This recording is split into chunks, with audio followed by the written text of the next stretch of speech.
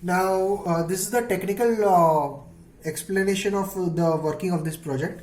I've used an Azure Avnet IoT sample, uh, Azure Sphere.